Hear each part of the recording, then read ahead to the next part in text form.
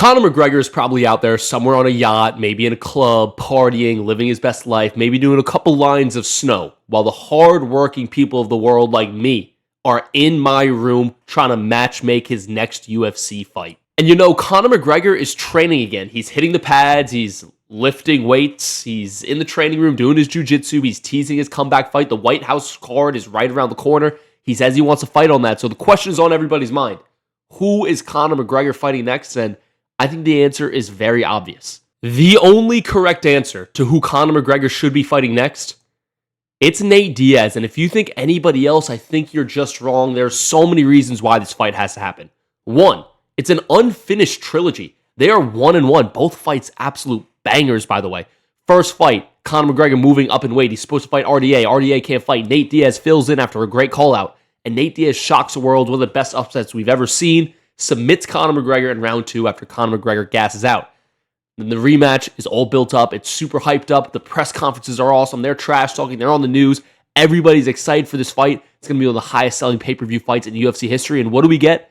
An all-time classic 5-round war. One of the best fights we've ever seen and easily a top 3 fight at welterweight of all time. So Conor McGregor wins the fight. The score is settled 1-1. Everybody wants a trilogy fight, but it's got to be put on hold because Conor McGregor is chasing greatness. He's going up to lightweight to try and be the first ever double champion in the UFC simultaneously. He knocks out Eddie Alvarez. He goes on to fight Floyd Mayweather. We all know the story after that. Conor McGregor's career kind of went off the rails. He never got the matchup with Nate Diaz. It should have happened, but it never did. But now, in the year of 2025, we have two guys who are both probably washed, both definitely out of their prime, but both need that one more matchup at the end of their career. And I think this fight is greatly beneficial for both of these guys. I mean, for Conor McGregor, you have been through the ringer outside of the cage these past 5 years. You broke your leg versus Dustin Poirier. You promised us the fastest and most prolific return in sports history. It hasn't happened, and I'm not blaming you. I know you have a lot of money. I know the leg injury was bad, but you promised us to come back. It never happened. But if I know Conor McGregor, I know one thing. He loves the spotlight, and he loves to fight. There is no way Conor McGregor's last ever MMA fight will be that Dustin Poirier leg break fight. I guarantee you he will be back in the octagon. And I think the White House card is when it's going to happen. I know a lot of people are doubtful. He pulled out once, only once, by the way, and he got injured. I think the White House card is going to be what's finally going to motivate him to get off the couch, to get off the snooze, stop partying, get off the yacht. No more training on the yacht. I know he says yacht has gym, but he's going to get back in with John Kavanaugh. He's going to train. Hopefully he's back and ready to go. And this is the perfect rebound fight. Nate Diaz, I think, is 41 years old now. He does have some hype going for him. His last UFC fight, he beat Tony Ferguson by submission. He just beat Jorge Masvidal in a boxing match. Yes, Nate Diaz is washed, but it's not like he was on a Tony Ferguson 8-fight losing streak. He's still relevant. People like him. People will tune in to watch him fight. I think Conor McGregor, you've had a 5-year break. It's going to be almost 6 years by the time the White House, or no, it will be 6 years by the time the White House card comes around. You need a tune-up fight. And you know what? If you're washed, you lose to Nate Diaz, great send-off for Nate Diaz, you retire, that's it. But what will likely happen is Conor McGregor gets a big win. He gets a big win over a big name. It'll sell a boatload of pay-per-views. Actually, no, it won't, because we got Paramount now. No more pay-per-view buying. I'm hyped about that. But regardless, it's going to be one of the biggest fights ever. It's the trilogy matchup that we never got. We finally get to settle the score, and we get Conor McGregor back into the mix of things. I see a lot of people arguing like, oh, he should fight Tony Ferguson. What does that do for Conor? He beats Tony. Everybody's like, oh, he's on an 8-fight losing streak. Nobody cares. Would you really be that excited for a Conor versus Tony fight? I know Conor hasn't fought in 5 years, but I'd be surprised if he didn't knock out Tony in the first round. I really would. It's Tony, guys. Let's let him fight Salt Poppy and Misfits Boxing. Go let him box like KSI or something. We don't want him for McGregor's return. I see some people saying Michael Chandler. I think that's an okay option, but Chandler might be a little too dangerous. He's been more active. He's still extremely athletic, has a lot of power in his hands. Conor McGregor can win that fight, but in his return fight, you really want a guaranteed or as close to a guaranteed win as you could get other than Tony Ferguson.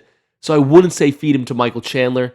And anyone else, you're either fighting an unranked guy who nobody cares about, or he's fighting a ranked guy who he might lose to because he will be so rusty. He hasn't fought in nearly 6 years by that point. So the perfect middle ground, who is the one unranked guy who's kind of washed, probably on McGregor's level, who is a huge name, has history with McGregor, will be able to build a fight, will have great press conferences. It's Nate Diaz. Guys, he literally checks every box. How could you not? I don't care how old they are. I don't care how washed they are. How could you not want to see the fight build up and the fight itself for Conor McGregor versus Nate Diaz? Conor versus Nate 1, great build up, banger fight. Conor versus Nate 2, even better build up, even better fight. Now, I'm not saying the build up or the fight for the trilogy matchup will live up to that of the first two, but even if it's just half of that, we're going to have one of the best fights of the year and arguably the best build up of the whole year. I see a lot of people like Lucas Tracy online complaining about how these fighters don't trash talk anymore. There's not enough hype being going into the fight. We took the trash talking era for granted. You want to bring that back? You want to usher in a new era of great trash talking? You put these two at a press conference. That would be amazing. And then you throw Paddy Pimblett on there. I don't know who else you get on the card, but you get some other. You get Ian Gary on the card. You just do the whole UK kind of card. Plus, maybe you do like a UK versus USA kind of thing. You get Tom Aspinall in there fighting for the heavyweight belt. Maybe versus John Jones. Who knows? Probably not. You get Paddy Pimblett versus some American. I don't know. They'll figure it out. Get Ian Gary versus Sean Brady. That could be a great idea for the White House card.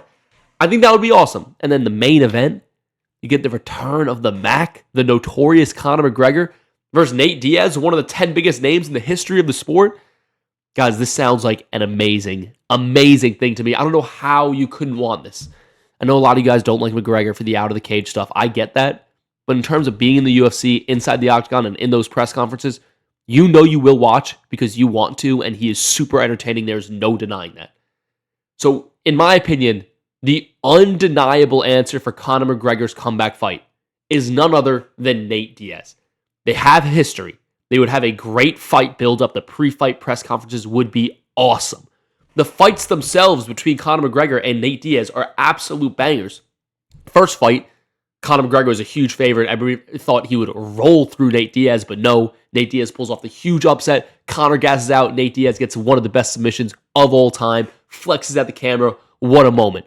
And then the second fight, the build-up was even better. The press conferences were awesome. You have Conor McGregor and Nate Diaz throwing water bottles at each other. It's cinema. It's the most hyped up fight we have ever seen up until that point. And the fight absolutely delivers. Arguably one of the best fights we have ever seen. Easily a top 5, top 3, probably top 2 welterweight fight of all time. It's that and Rory McDonald versus Robbie Lawler.